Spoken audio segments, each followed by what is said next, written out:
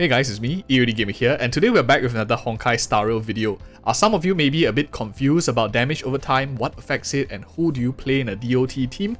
Well, not to worry, I'll be doing a bit of testing today as I myself want to get unmystified by this damage over time element. Since of course Kafka is coming to the game, Sampo is going to get his first raid up banner. Let's do a bit of testing. And the first thing, of course, I think that some of us might be curious to know is whether this, for example, this win bonuses, does it affect the damage over time on characters, or is it just, for example, only affects the raw damage rather than the DOT that they get? Let's first take Sampo out on the right. Let's do some testing.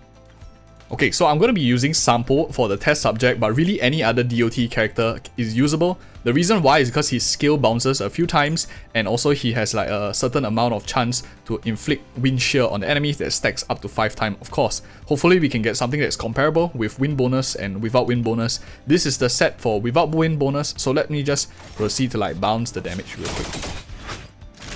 So, okay, so this is like a 5 stack wind shear. I'm not going to touch him, and we're just going to see how much damage the wind shear does.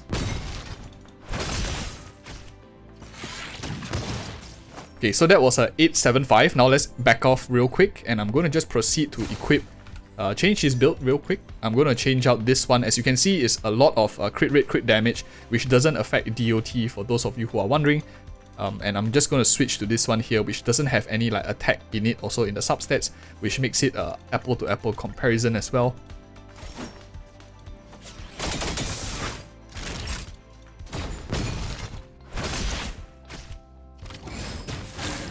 So as we saw real quick, we saw him taking a lot more damage as well. It's 957 instead of previously like 875. As you can see here, there's no debuffs on this unit as well. It does seem that wind damage bonus, and basically I can assume any elemental damage bonus affects DOT, which means that if you have playing DOT teams, you want to factor in attack, elemental damage bonus as well. But now I want to know a second thing before we jump into more testing is, if you see this light cone here, for example, good night and sleep well, I want to know whether wind shear is considered as a debuff, and for example, the 5 stacks that it has, is it like 1 debuff, or is it considered as like a full 5 debuff to get the maximum damage or bonus from this one as well? So I'm going to just be doing very simple tests of Sampo as well as Pella. We'll see how it goes. We can see here that Sampo is now moving pretty fast, so I will drop his speed down a little bit just to make him a bit slower so that Pella goes first to do some test comparison as well. 1, 2, 1 here, 1, 4, 1, 3, 2. Let's get into testing. Okay, so this is like without any debuffs on the enemy, so I'm just going to proceed to like hit this. 1154. Now we can see, is there any debuffs on these 2 mobs so far? So we can see there's still no debuffs absolutely on these 2 targets. I'm going to proceed to like do wind shear here.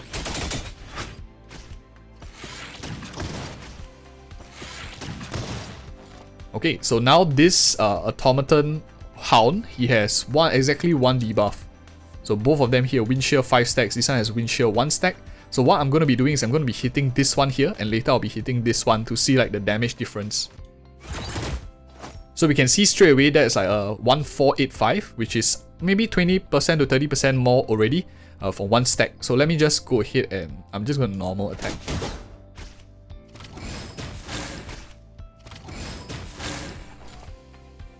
So just showing you again real quick that 5 stacks, this is still 1 stack. So I'm going to proceed to hit this one now to see whether the damage is the same.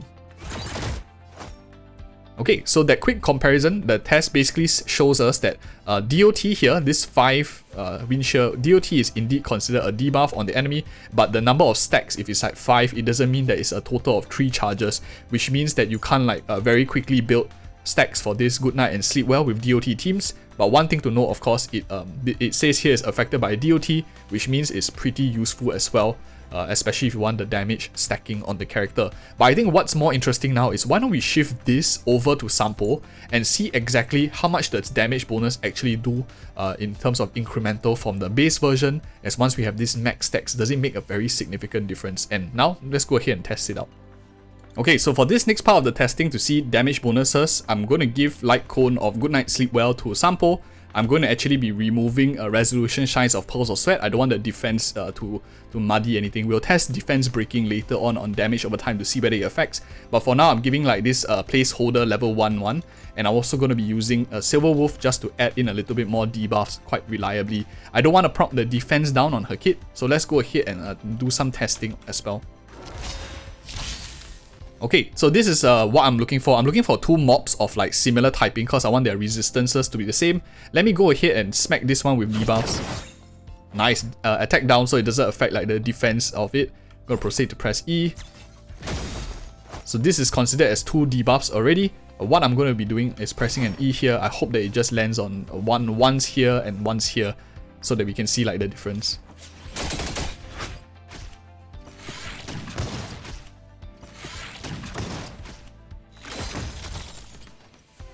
Okay, so this one we can see 3 stacks, it was like 1048, but more importantly the number here, I'll put it out on screen as well because this mob here has only 1 stack. So now we're going to proceed to debuff this unit a little bit and see after it has been implicated by like more debuffs, what is the differences here too.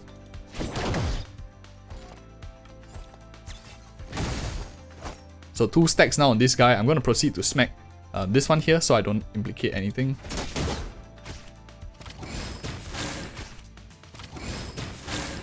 So as we can see, that number, that 348, was significantly higher than what was before that as well, when he had no debuffs and only one of these wind shear elements. So we can see that actually this light cone here does benefit DOT characters quite significantly as well, especially if you is the main damage dealer. This is one way that damage bonuses actually implicates DOT characters. I think they also said here like this effect also applies to DOT, which maybe stuff that don't have this might not be able to buff DOT, but we will do more specific testing in that case when there are any light cones that have this element. But for now, I think most of the light cones available in the game currently do say it. Let me just show you real quick. So for example, Good Night Sleep Well applies to DOT. We have Eyes of the Prey here. Here it does say DOT damage increase. And for example, Fermata here also does say this also applies to DOT. So we can see like the main 3 does apply to DOT already. And for example, this one here, this is what they do not say, whether it applies to DOT, increase the wearer's damage to debuff enemies by 24%. I think this needs a little bit more testing as well. For the sake of this video, I don't think everyone's going to have this, so I won't be doing testing for this video, but I'll definitely be doing it for Kafka's video when she goes live, so you can stay tuned for that if you're interested as well. Okay, and next up, I actually want to test defense break. For example, resolution shines as pearls of sweat. Does this actually count to increase DOT damage? And for the sake of this comparison, I'm going to remove like this light cone Good Night Sleep Well because I don't want the defense break to actually modify anything unnecessarily. So this is just a very simple, straightforward DOT increase. Of course, as you realize by now, the different sections, the damage number you see on screen will not be apple to apple comparison. They are specific like in each section to test for a certain thing. So the damage doesn't carry over like in the previous section and this section. Just a quick disclaimer in case any of you are like skipping parts and maybe getting a bit confused as well. Let's go ahead and test it out as well, the defense numbers. Okay, so hopefully this one gets a defense down. Okay, very nice. So I'm going to hit and press E real quick, and I'm going to target this one here.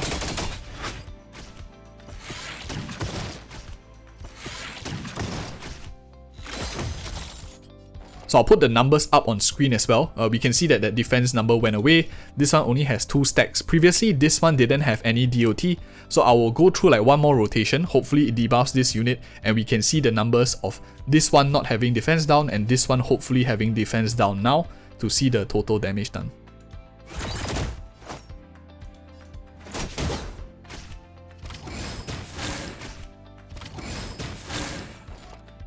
Okay, so that was really interesting. We saw all the different calculations of the different stuff already, then that does affect like the team compositions. For those of you who remember the Kafka Team Comp video, I did specifically say in that video I'll be doing a Kafka DOT team later on because that number is a bit more subjected to change from beta information as well as live information. And this section here, I will definitely label it as a Kafka DOT team composition for those of us who are preparing for DOT elements in the game as well. So first and foremost, I think the characters that work best with Kafka would definitely be Sampo as well as Serval, as of currently like the characters that we have in version 1.1, 1.2 as well. Luca coming out does apply bleed as well. I need more testing on him, but I do think that you could have either 3 of them as DOT partners and will work really well. So that is like one way to think about it. I think the biggest like consideration a lot of us might have is like, what do you run in the defensive slot? Because if you, for example, run Sampo, Serval, and you run Kafka, let's say this is Kafka for example, then your last slot has to be a defensive character and he has to be tanky enough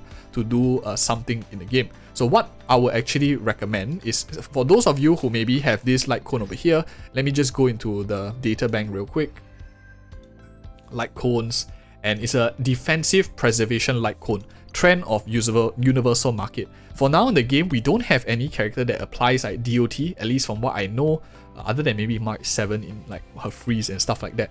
That is one of the other aspects, but this one here forces your defensive preservation unit to have a 100% base chance to burn the enemy, equal to the unit's defense also. So I think this is a good addition. It's a gacha light cone, unfortunately, but those of you who have this, I think it would turn your whole roster into a DOT roster, which means that if you perhaps you have, for example, let me just pull up the character real quick, a strong tanky character that can support the team on its own, like Jett, I think you can just switch this out for like trend of universal market. I think it's going to be really strong, especially since he's going to be drawing aggro inbuilt in skid, and you also have this ability to burn the enemy while also giving quite good amounts of defense stats to him as well. So that is like one thing that not many people might be thinking about, is you can also utilize light cones to bring them in the game.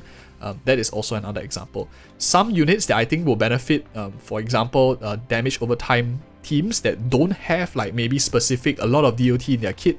I think the first thing that comes to mind is Asta. She does have burn in her kit with her auto attacks, but I wouldn't say it's like a super significant part of the kit in general. That is one thing to note. I do like her because she's have more speed, which means you can build more stacks on the enemy, more energy recharge to your team as well. And of course, attack buffs is exactly what your team requires in general. Damage over time skills, usually with attack, unless it's of course trend of universal market, which is more defensive as well. So those are like some thoughts that I have for the defensive units. Of course, characters like Pella, I think is also very strong, because as we saw, defense breaking does seem to affect the DOT numbers, which means if you can have like AOE, for example, a defense break using her ability here, her ultimate ability, when you defense break all the enemies, you not only counts as an additional debuff for those characters you are running the light cone Good Night Sleep Well, which increases based on the debuffs that they have. Not only that, she also has in her traces right here, I think it's this one here, increases effect hit rate of all characters on the field by 10%. That is quite significant as well in my opinion too. So those are like some thoughts I have just thinking off the top of my head. I think Pella is also going to be quite useful from a defensive role if you don't really have like a full roster of DOT build. For now, I think that will be pretty interesting. Likewise, I think Silver Wolf is also going to be quite useful because of the defense breaking in her kit.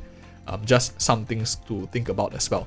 Other than that, defensive characters, if you really have no choice, you don't have Jett, and you are thinking of a character to use, I think Fire MC is okay. You can put a universal trend of universal market as well, but note that Fire MC might not be enough to tank the whole entire damage. I'll much rather prefer, for example, Natasha, who offers a bit more survivability for the whole team. Bailu, of course, good as well. Ruota, good as well. But of course, these are 5-star characters. Natasha could work, especially since a lot of the DOT characters are a little bit more tanky in their overall kit. So Sampo, if we see here his trace, he actually has damage reduction when enemies are inflicted by wind shear, which this kind of increases their effective max HP, because if enemies do less damage, means technically he's able to soak more damage as long as enemies are inflicted by wind shear too. And this is not based on Eidolons. At E0 you have these two, which is why I think generally Nihility characters, DOT characters are able to take quite a bit of damage across the board.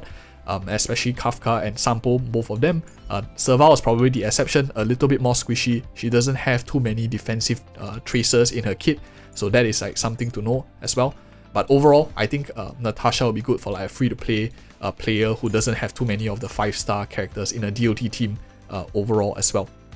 For those of you who don't know, I think the crit here, for example, if you go into here, DOT teams don't benefit from crit, so any of these like crit rate, crit damage likely won't be as useful. You want to focus either on attack percentage or, for example, energy restoration, because a lot of their kits does scale with that. But for those of you who maybe are focusing them on more break, especially if there are like a lot of monsters on the field, they are their only, for example, like Sampo only win on the team, you could consider running break effect as well as attack, so focusing them on hybrid break. breaker as well as like a DOT character both together. In that case, I don't think Space Sealing Station is like super useful. You might find a bit of value in Fleet of Ageless, because for those of you who don't know, this one does stack as well, giving them more HP in like a team that takes damage across the board would work as well. I think you could run this pretty much on all like your 3 DOT characters that you're running, and run Natasha in the last slot so that they have more survivability across the board too. And it also gives everyone attack buffs, so you don't really need like a harmony character. You can straight away get a 24% attack buff from like 3 DOT characters. If you plus Natasha herself, you can get like a 32% attack increase, so you don't even need like attack buffer, so to speak, as well. So that is another option that you can run.